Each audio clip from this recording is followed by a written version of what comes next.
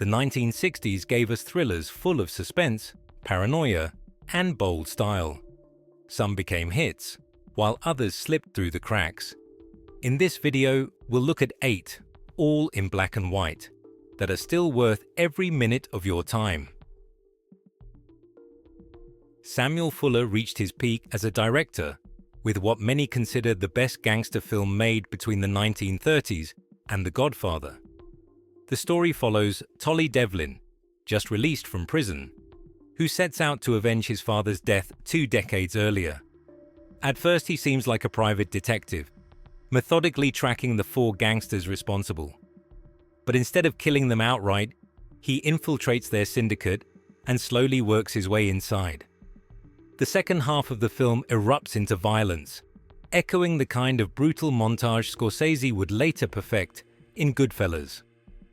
Stark, violent, and uncompromising, Underworld U.S.A. stands as a bridge between the early gangster pictures and the new Hollywood crime epics that followed.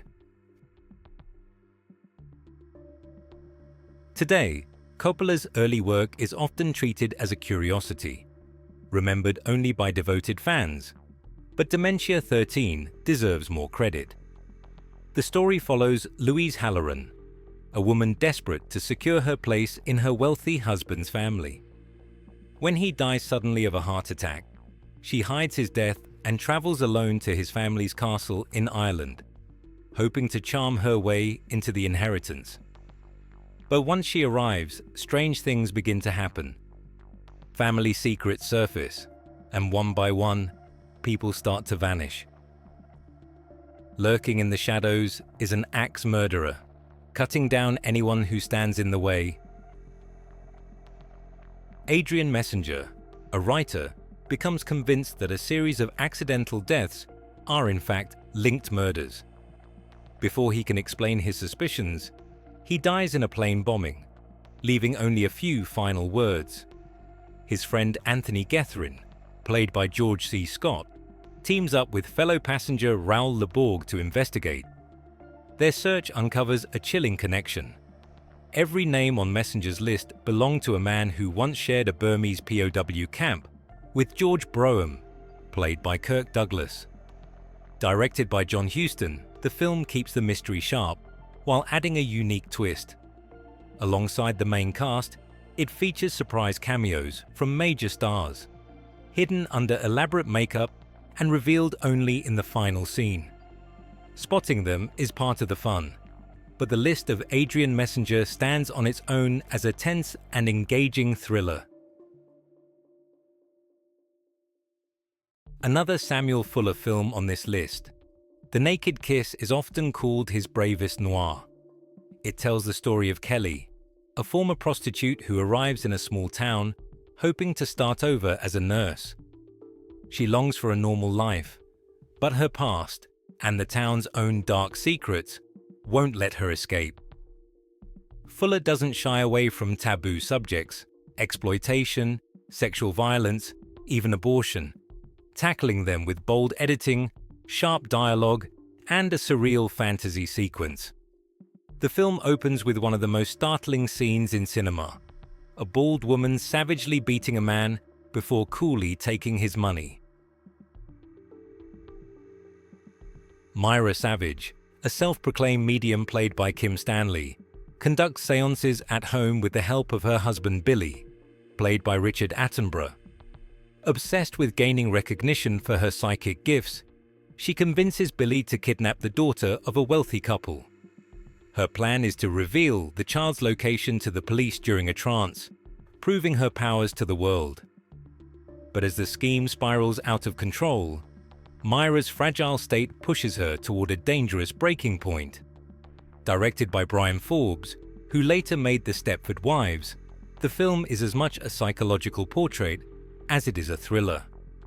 Richard Attenborough also produced, and together with Stanley, delivers a disturbing look at obsession, grief, and delusion. Anne Lake, newly arrived in London with her brother Stephen, takes her young daughter Bunny to school. But by the end of the day, the child has vanished. and no one at the school remembers seeing her.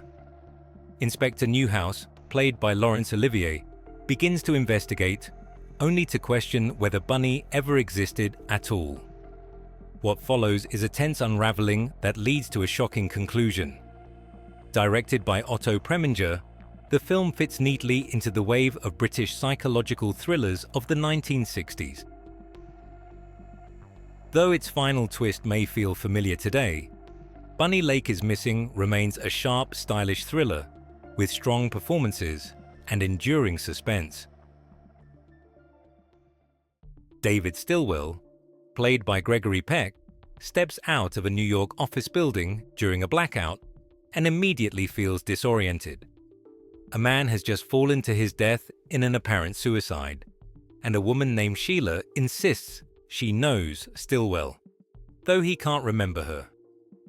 Back at his apartment, he realizes something is deeply wrong. Two mysterious men are after him on behalf of someone called the Major, who wants information Stillwell doesn't even know he has. Plagued by short-term amnesia, he hires a novice detective, played by Walter Matthau, to help uncover his true identity. The answers tie back to the supposed suicide and force Stillwell to confront who he really is. Written by Peter Stone, who had just penned Charade, and directed by Edward Dmytryk, Mirage is a clever psychological thriller that echoes Hitchcock's Spellbound while standing firmly on its own. Directed by Martin Ritt and based on John le Carré's best-selling novel, this is the ultimate anti-Bond spy story. Richard Burton plays Alec Leemers, a burned-out British spy pulled into one last assignment. What begins as routine quickly turns into a web of manipulation, dragging in an innocent woman, played by Claire Bloom, and an adversary played by Oscar Werner. Ritt, best known for Hud and Sounder, proves equally skilled in espionage, and Burton delivers one of his finest performances, a portrait of a man broken by the Cold War. Uncompromising and deeply tragic, this is espionage stripped of fantasy, and one of the most powerful thrillers of the decade.